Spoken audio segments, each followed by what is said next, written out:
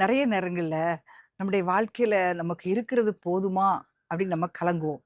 இந்த மாதத்த நம்ம எப்படி கடப்போம்? இந்த நாள எப்படி கடப்போம்? இந்த வாரத்த நம்ம எப்படி கடப்போம்? அப்படின்னு சொல்லி நம்ம நெறைய நேரங்கள்ல கலங்குறோம். ஆண்டவருடைய கையில இருந்தது 5 அப்பம் 2 மீன் தான்.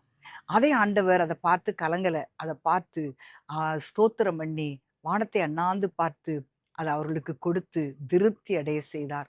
இந்த மாதத்திலே பிரியமானவர்களே, உங்களுடைய வாழ்க்கையிலயும் ஆண்டவர் உங்களை திருப்திப்படுத்துவார். மீதம் எடுக்கிற ஆசீர்வாதத்தை ஆண்டவர் உங்களுக்கு கொடுப்பார். ஒருவேளை நீங்க போதுமானத மட்டும் கொடுத்தாலே போதும் அப்படின்னு நினைக்கலாம். போதுமானத மட்டும் இல்ல, அவர் மீதி எடுக்க வைக்கிற தேவன். ஆமென். அந்த 12 கூடை நிறைய அவங்க மீதி எடுத்தாங்க. அதுல பார்க்கிறோம், எல்லாரும் சாப்பிட்டு திருப்தி அடைந்தார்கள். அரைகுறையா கொடுக்கல. எல்லாருக்கும் திருப்தி. மீதி எடுக்க வைத்தார். அதேபோல இன்றைக்கு ஒருவேளை உங்களுடைய வாழ்க்கையில பணம் குறைவா இருக்கலாம், வேலை இல்லாம இருக்கலாம், ஆசீர்வாதங்கள் தாமதமாகலாம், பிள்ளைகளுடைய காரியம் நடக்கலையேன்னு சொல்லி நீங்க கலங்கலாம். அன்பான தேவனுடைய பிள்ளைகளே, நீங்க கொஞ்சம் யோசிச்சு பாருங்க.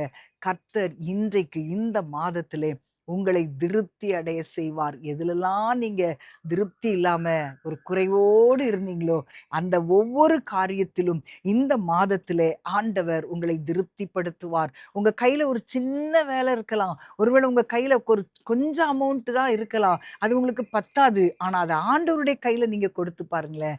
கர்த்தர் நிச்சயமாக உங்களுடைய வாழ்க்கையில பெரிய காரியங்களை செய்வார். இந்த மாதத்திலே தேவன் உங்கள் வாழ்க்கையிலே போதும் என்கிற நிலையை மட்டுமல்லாமல், மீதம் எடுக்கிற ஒரு அனுபவத்திற்குள்ளாக இந்த மாதம் உங்களை நடத்தப் போகிறார். நீங்கள் அதை அனுபவிக்கப் போகிறீர்கள். நீங்கள் திருப்தி அடைந்து மீதி எடுக்கப் போகிறீர்கள். கர்த்தர் உங்களை ஆசீர்வதிப்பார்.